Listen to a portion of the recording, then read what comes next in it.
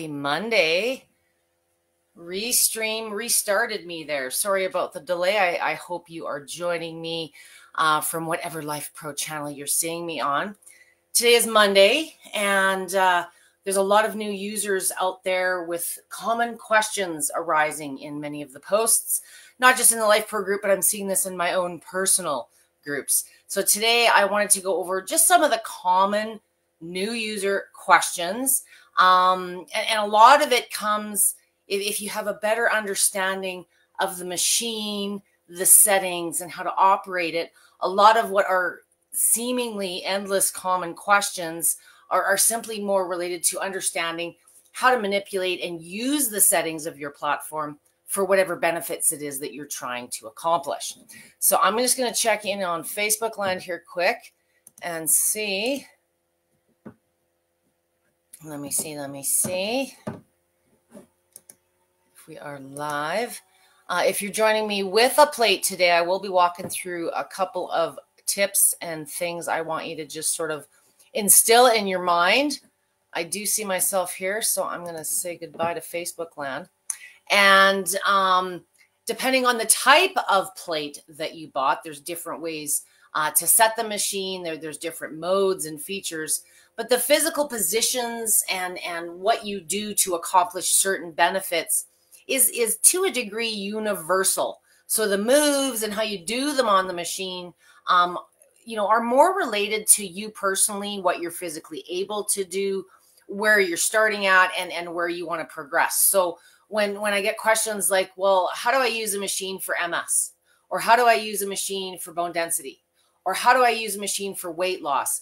There's, the machine is not a diet pill. It's not a set it for this or that. And there's what you are personally maybe dealing with as far as any chronic issues or symptoms. Maybe you're coming from a place of recovery.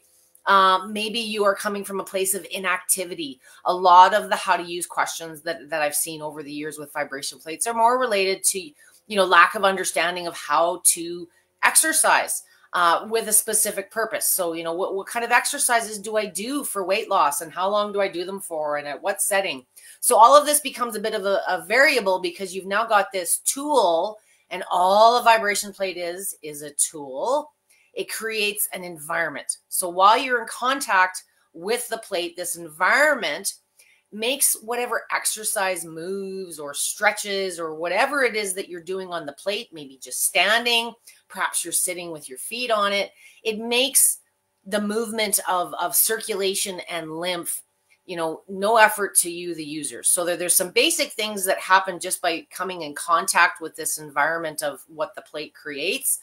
But there's different types of features. And I really want to hone in today because a lot of you are, if I'm using it in this type of mode or that type of mode, you're getting distracted with settings when a lot of the times for the benefits you're looking to accomplish, it's about the exercises that you need to perform and any modifications that you may need to make for your personal situation. Like I say, maybe you're coming from a place of very poor deconditioned muscles and you're trying to gain strength, or perhaps you're coming from a post-surgery situation, or maybe you're just sick and tired of feeling sick and tired and it's time to get active. So just standing on a plate certainly will offer certain benefits, but it's not a matter of settings or going longer or using a preset to accomplish certain benefits. So I think once you understand how a machine works, a lot of the what setting, how long, and where do I go from there will fall into place for you. So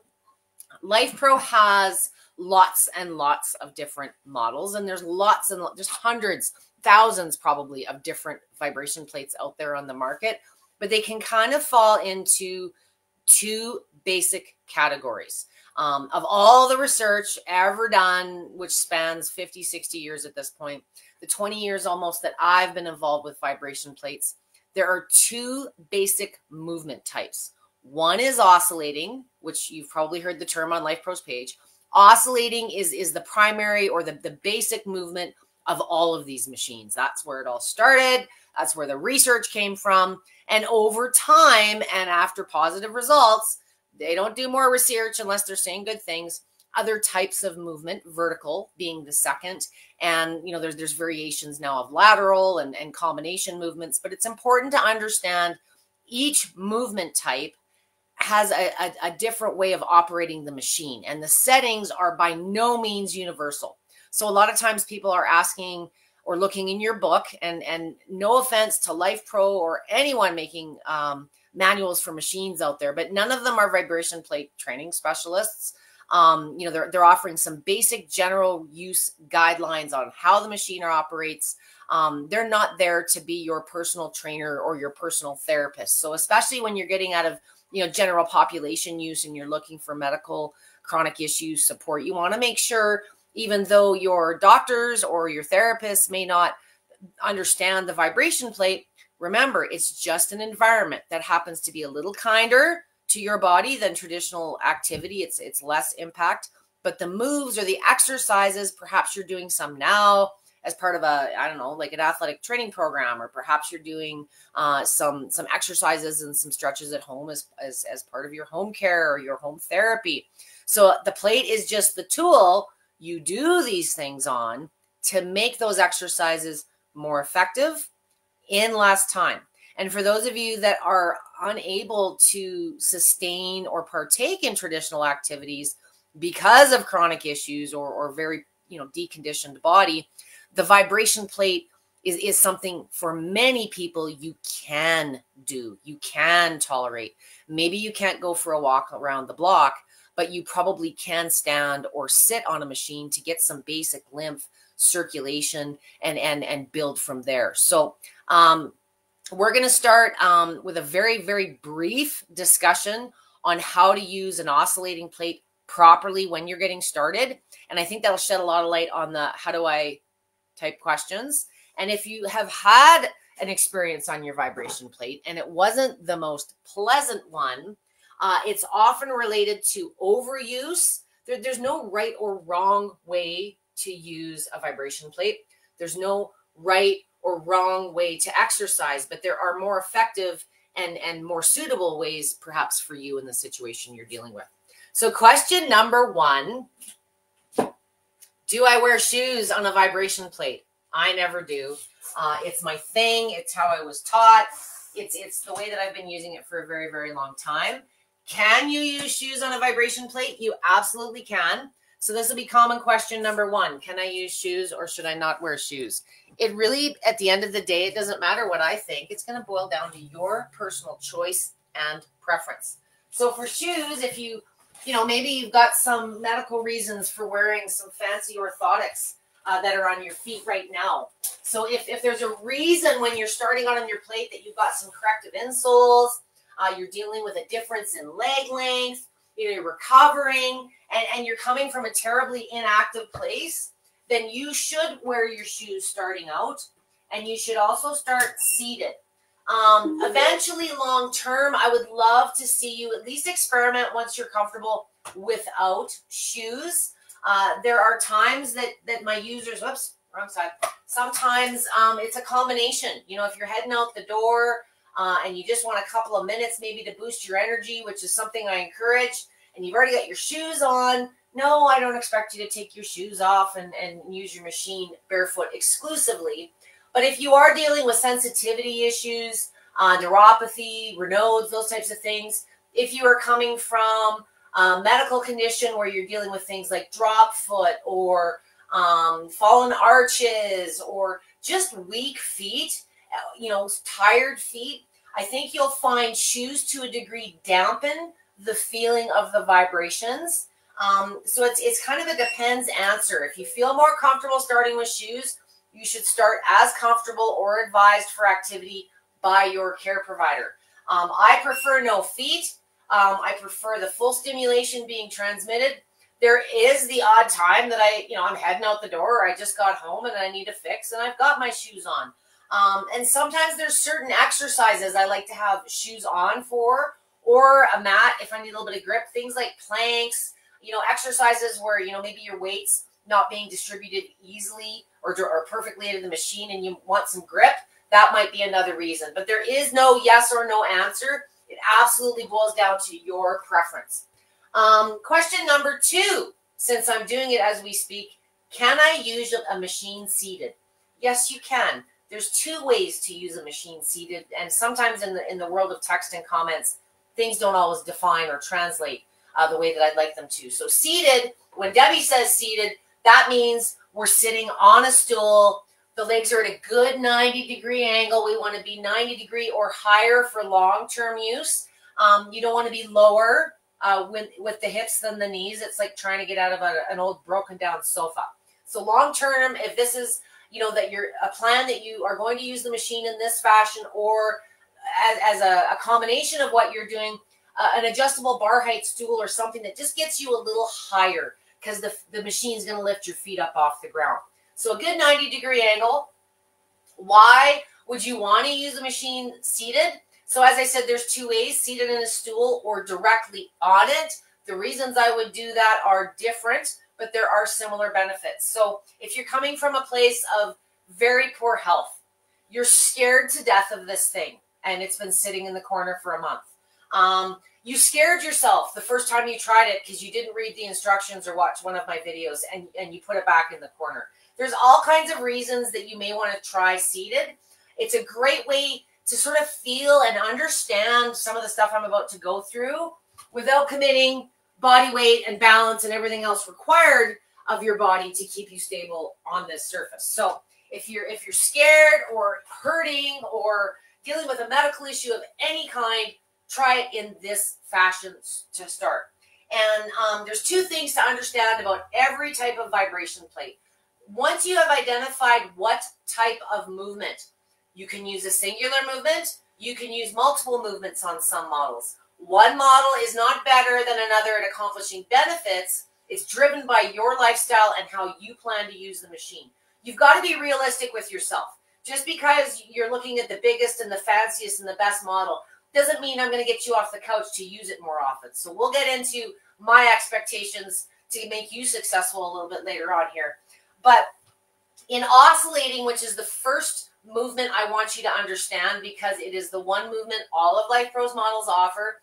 It is the one movement the majority of my online sessions are in. And it is the number one movement that most people use. Partly because there's lots of them out there for sale in this type of movement. But that's for a reason. Consumer demand drives that. So more people like the feeling of this type of movement. Why? It mimics how we walk. It's the most natural feeling to how we as a body move. How intense or how strong that movement is controlled. In oscillating, it's a little different than any other machine, but your foot or your hand placement controls the intensity. So if you're really, really wide with your feet, a lot of people think, oh, everything's jiggling. It must be doing all this stuff. Well, yes, more is jiggling because your body is moving further with each movement of the plate. And that's not necessarily more benefit for you. I want you starting to learn from the drawing board, and you can evolve once you've got a level of confidence. But think functional. Keep those feet more like hip width apart. If you find on any speed or program, whatever it is that you're using to move the machine is too strong or too scary, whether you're seated or standing, you're always in control and oscillating. And as a coach, this is one of the things I love most about this movement, besides it being more tolerable and your preference, is you're always in control. So you can bring the feet closer and it's not as scary. You can bring it wider and it's more action. It really depends on you, your tolerance, and to a degree, the position that you're doing. You're going to modify your feet or your hands depending on your conditioning and how much challenge you might want in some of those fitness exercises. So for the purpose of the rest of this seated walkthrough, we're going to keep the feet hip width apart. If you personally find it too strong, too intense, bring the feet closer.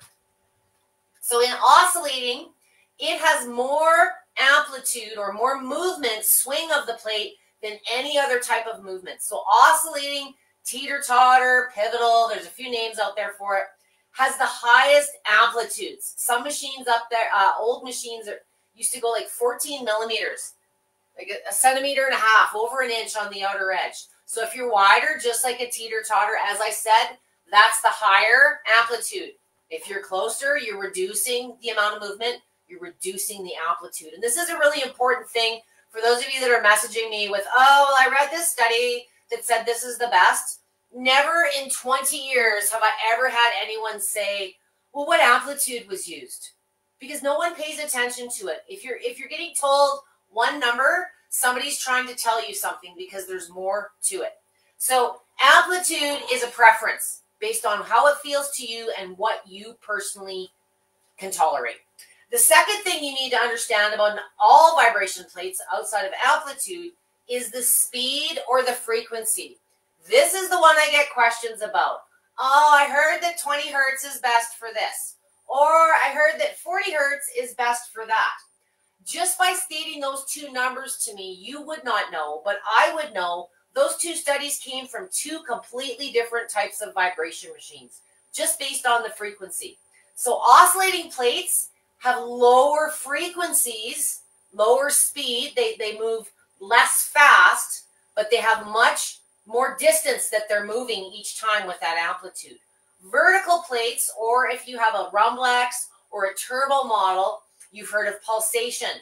These are vertical movements. So instead of the plate moving as you see my feet now, the plate moves all up and down.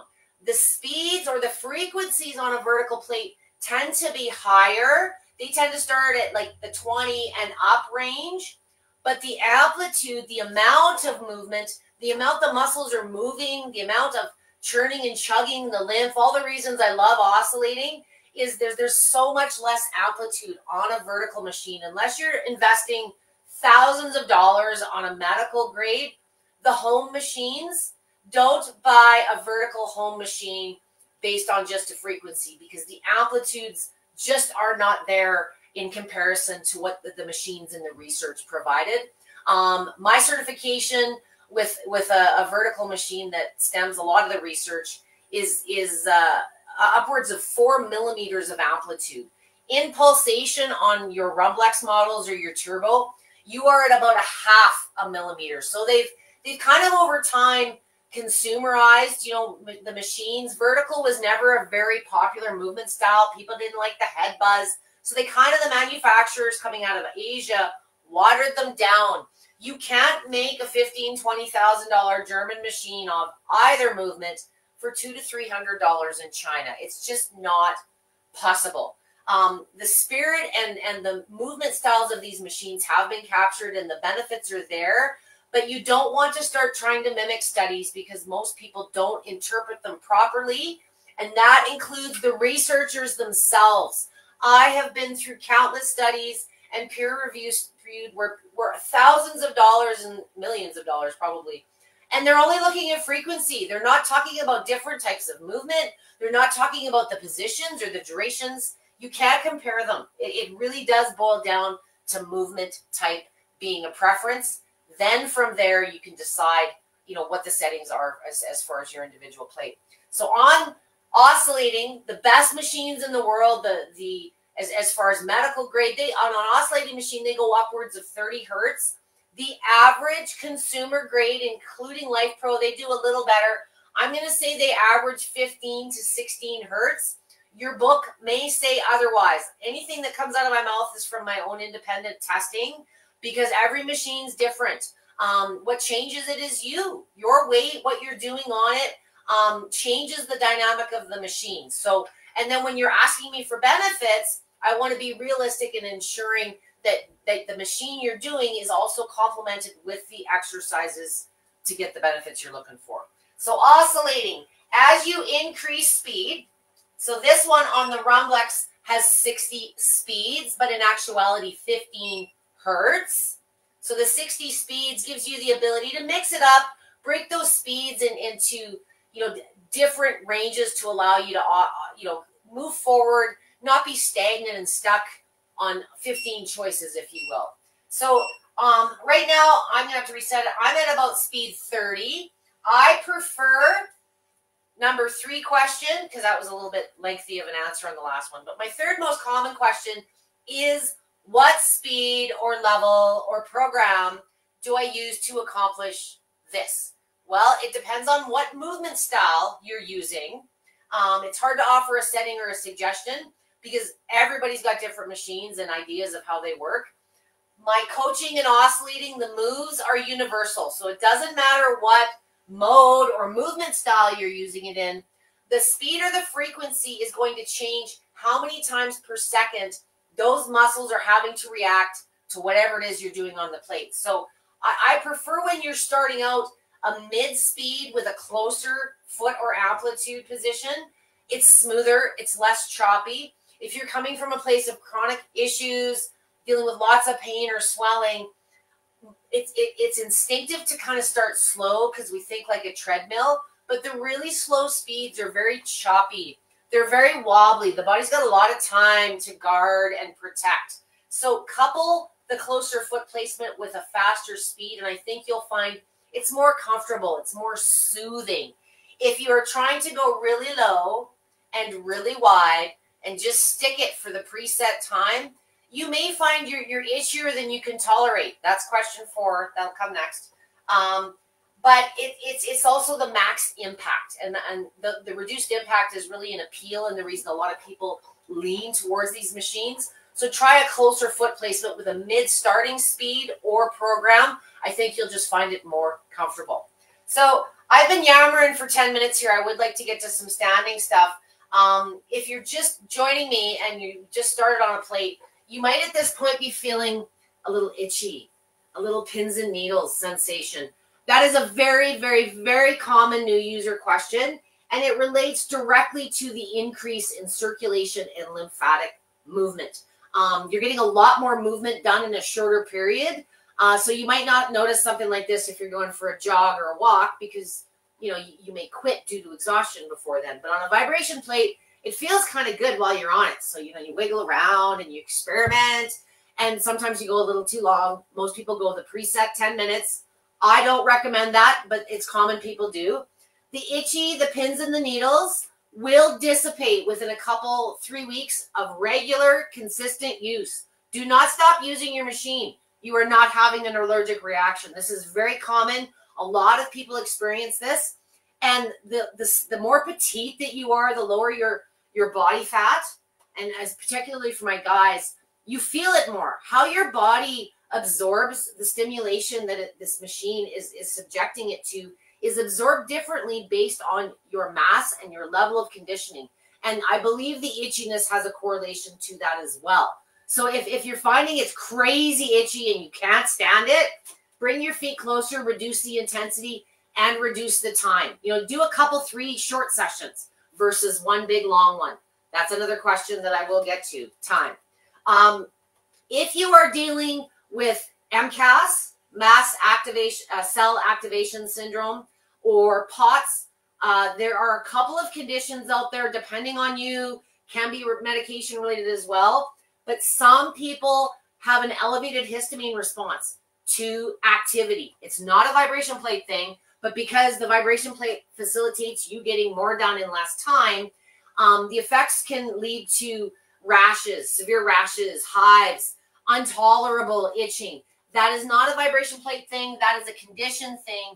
And many people that have these types of conditions already know that if they're starting a new activity or if they're increasing activity levels, there sometimes are steps that you take preventatively. Some of my gals in my private groups take things like antihistamines or other things that their doctor has suggested. If this sounds like you and you've used a vibration plate or you have any of these conditions and it's just been a little more severe than like a bad itch, you may want to talk to your doctor about what steps you can do to mitigate. It's usually more related to those type of conditions or overdoing it, okay? So overdoing it leads me into the next common question is how long do I use it for? I hate to give you the it depends, but it depends. How long do you go to the gym for? How long do you go for a walk? How long do you go for a jog? It depends on what you're trying to accomplish. So when a doctor or medical person asks me, well, how long should I use the vibration plate for? I say, well, it depends on the applications. Are you looking at fitness or feel-good use? Because how long, what settings, what type of moves, are you getting a theme here? All tends to relate to this is just a tool that creates an environment that makes those exercises kinder on your body and easier to perform and more effective in less time. So How long do you go for a walk for? Okay. You're probably not going to last as long for a jog. Why? Because you're applying yourself. So 2 general rules on time. If you are using a plate for symptom management or feel good, I prefer, if you have access to your machine, to use it more frequently. Use it 10, 20 times a day, but it might just be for a minute or two. Symptom management, stress relief, warm up, wind down, very often is just 1 or 2 positions that you might perform for 30 seconds, a minute or 2. It's not about using the machine for 10 minutes every time.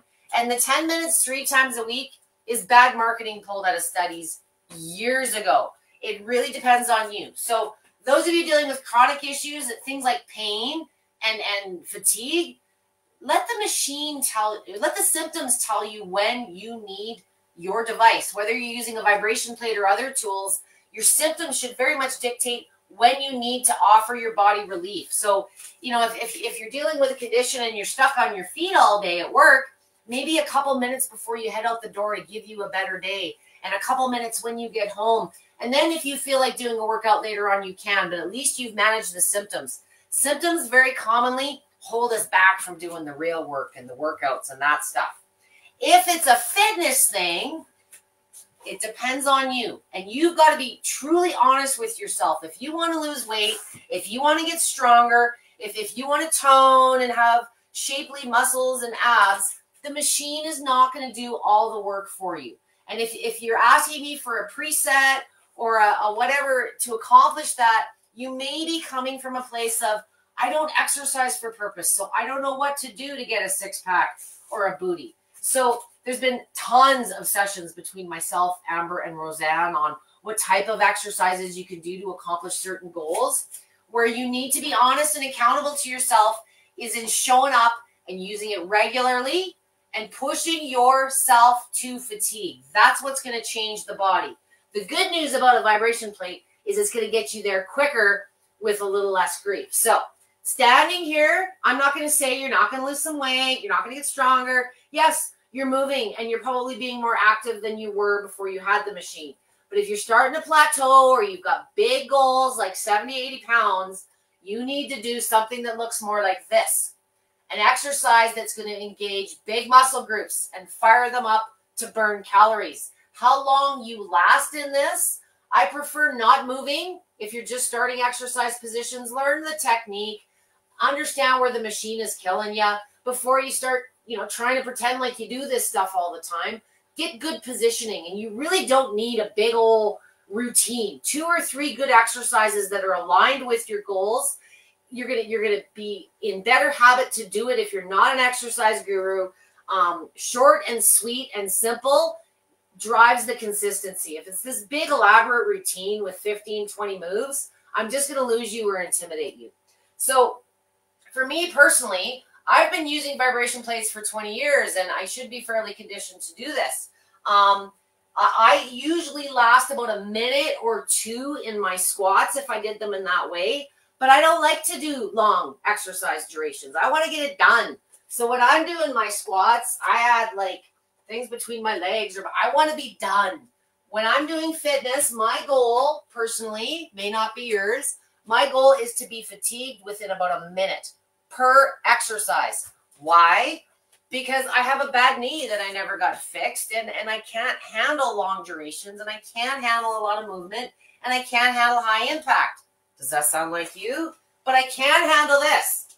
So if I do choose to move, I'm doing very slow, very purposeful movements. And this is just one example. The lesson is applicable to all moves, whether it's a squat, whether it's a push-up.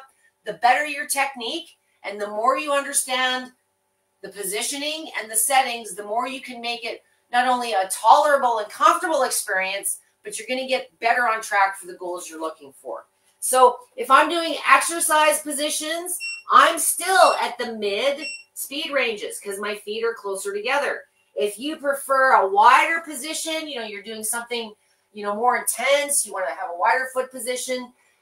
Exercise really depends on where you feel the challenge. What I would recommend is weekly, whether it's feel good or fitness, mixing up those settings. So if you've been using speed 40, drop it to 30. If you've been doing P2, bring it up to P3. You know, more does not mean more results. Less speed or less settings does not mean less effort. It's keeping the body accountable. If we're doing the same settings and the same moves all the time, it might feel great while you're doing it, but you kind of, the body gets used to anything after a period of time. So I am a creature of habit. I have my 5-6 moves that I tend to stick with, and I just mix the settings or I add weights because I have found what works for me. If I'm doing feel good, I do this for a living, so I'm around the machines all day, but usually it's a minute or two. You know, maybe I'm sitting and doing something like this to get some neck and shoulder relief, or maybe, you know, I just need some blood flow in the legs because, you know, I'm a 52-year-old woman that's had 2 kids and I got veins all over them, and that, you know, I have the same issues that any of you do, but I've been realistic with myself for 20 years because I don't like the gym. I don't like the big hour ordeal. And at the time when I got into the vibration plates, I was facing, you know, knee surgery because I couldn't lose weight any other way. And I was led to believe that there was no other options until I met this. So 20 years later, I still haven't gotten the knee done. I lost the 60 pounds, but it's consistent use and just being realistic with myself about what I would commit to regularly. And if you have a setback, you know, whether it's surgery, whether it's injury, 9 times out of 10, you can still continue to use your plate. Where it gets challenging and where in the books and the manuals and the doctor's offices, it's just like going to the gym. Can you go to the gym after you've had an injury or surgery? Yeah, in a lot of cases you are, to do some therapeutic recruiting or some therapeutic work, or maybe you're going to your PT's office. So again, remembering the plate is just an environment. Whatever you are doing as far as exercises for your therapy, with modifications, very often you can use your plate. Reduce weight-bearing exercises by sitting. If you are able to stand and you're coming from a place of recovery or surgery, just on a tangent, the lesson over where we put our feet is very, very critical. I don't want anyone that suffered an injury or surgery to think they can just jump back on their plate and resume where you left off prior. You've got to modify those exercises, durations, and intensities for the situation that you're dealing with now. And yes, we have videos on that too. One last common user question, because I could do this for hours and hours and hours. I want to get more back to see what you guys have. Is how often? So I've kind of touched on that in a few ways today. How often is directly related to, in my opinion, what you're using it for. So here I am encouraging people to use it multiple times a day to manage their symptoms. But I'm talking like short durations. So if you are looking at just using this as a lifestyle tool or managing symptoms, use it when your body tells you you need to use it, but keep those durations short. If the goal is fitness, how often is going to be very much like the gym. You know, if weight loss is the goal, I don't personally see anything wrong with doing some leg exercises every day, early in the day, to boost that metabolism. If that's the goal, look at sessions more specific to weight loss if you want some more detail on that. But how often, I don't like to say 3 times or 4 times or put it in a box. You know, that's like asking me how many times can you be active. You know, anything related to a vibration machine question, how long can I use it? What type of action is really, you know, position that question back to yourself is, instead of vibration machine, substitute it with the word activity. So, or active. How often should I be active? How long should I be active? You know, a lot of those things are obviously related to your goals and what you're trying to accomplish, but also the body that you're trying to accomplish it with, especially if there's deficiencies or you're just coming from a place of not knowing where to start. So don't let the plate confuse you. Keep your routine or whatever it is that you're doing on it simple to start, especially if you're looking at fitness. And just give your, you know, the biggest advice I can give my common new users is just play around with it for a couple of weeks before you try to jump it into some routine or something specific. You know, figure out what feels good to you you know, and how this works and how that works, and make sure you know how to operate the thing and turn it on, and you know, you got a good view of the TV, whatever it may be. And after about a week or two, especially if you're dealing with medical issues, you know, I simply want you to get assimilated to the plate, get used to it, give your body a chance to get used to it. Then after a couple of weeks, the confidence and the understanding of your own tolerance will be there, and you can progress with maybe some more structure and guidance in some of the other sessions, or through some of the tools that the books, the manuals, the videos, you know, Life Pro's putting it out there all over the place, but you have to invest some time to learn. We can't give you a cookie cutter answer for everybody and every desire out there. I tried for a lot of years, and it's an impossibility. So I hope that offers a little bit of insight. I didn't want to ramble the whole day away here. I do want to see who's with me. And at this point, if you have questions, I want to hear them. Hello, Maria. Thank you for joining me. I see Nancy. I know I'm going to screw up your name. Hello, Nashrula. I hope that's right, because that's beautiful. Yes, I had, as soon as I logged in, it kicked me back out and said that the service wasn't available. And then it came back. So I'm sorry. I hope you're hearing me now, Maria. And if any of you joining me do have new user specific questions, please ask away. If you are watching this later on a recorded basis and you have something that you would like to ask me specifically, always tag me at Debbie with a Y. Sometimes if it's a good topic and the banter gets going and there's 150 comments, I may not see or be able to keep up with all of the questions, and I might miss a notification. So just make sure that you tag me if you had something specifically for me. If you had a goal specific use for the machine, been here just about 4 years with good old Joel and the folks at Life Pro, I can almost guarantee that I've done a session on everything twice, sometimes 3 times. So for those of you, maybe you're looking for something that's a rare condition, I'm all about. I seek what all these rare conditions are, and I make sure, and here's what you can do. Or maybe you're dealing with a common condition like MS or diabetes. Just like what I talked about in my new users, there's never one setting, machine, or model to use for a specific benefit or a condition. The more you can understand about how your plate operates and how the settings can be manipulated for your own feel and preference, the sooner you're going to understand how to get to the finish line of whatever the goals are. And sometimes those goals change. The body you started with, if you're sticking with it and you're doing your work and I'm doing a good job and showing you how to do that work, then you'll progress and things will change, and you'll have other goals hopefully down the road.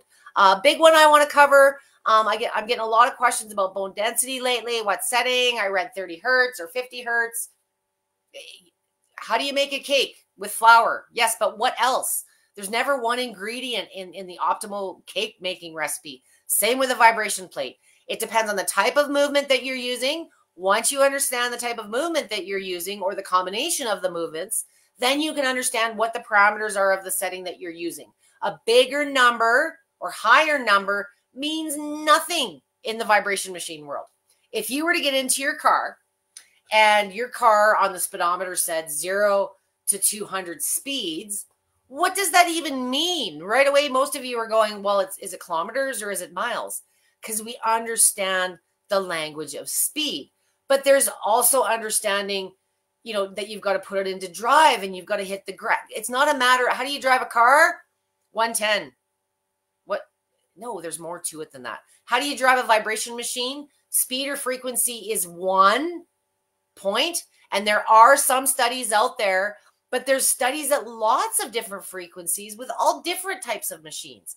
Anybody offering you a one number answer for any benefit or condition is either trying to sell you something or simply trying to help you and coming from a place of not completely understand what they're trying to explain. So not to counteract what everybody else is saying out there, but I want you guys, I want to empower you guys. I want you to be in control over this experience. And the sooner you kind of understand the mechanics of how your machine works, the more you can learn to customize for those good days and the bad days too. I hope that makes sense.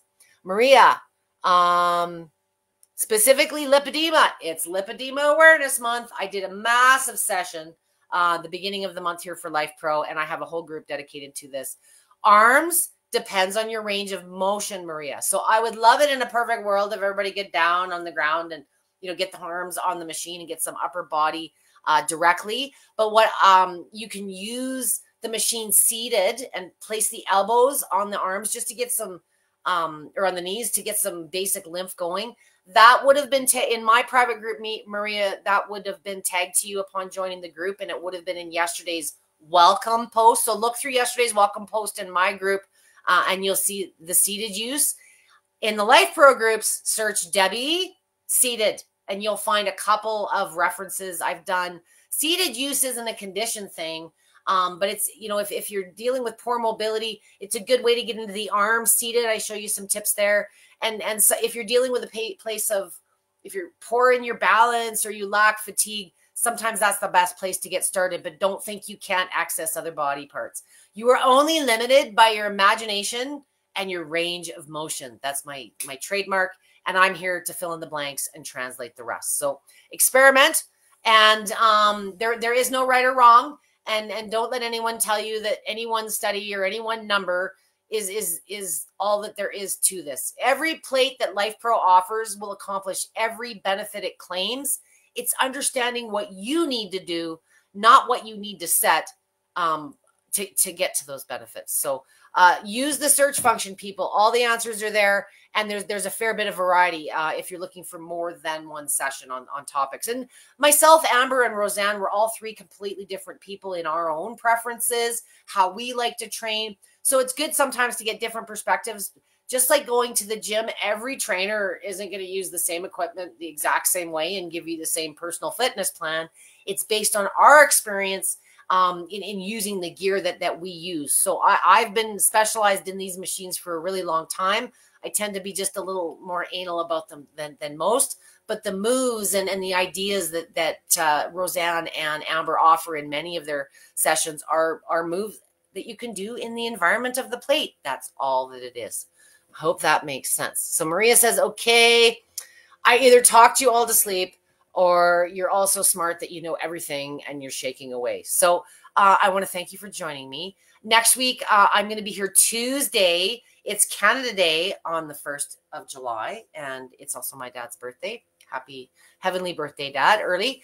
So I'm taking the day off, and I'm going camping next weekend with my children. So I will join you on Tuesday, same time, same place, for something brilliant that you've likely asked me to cover. So thank you for joining me. I've done a few sessions on common user questions. This is by no means all of them. But as I said, we'd be here for a day and a half if I went over every question I've ever been asked. And I don't want to overwhelm and complicate what really is a simple topic.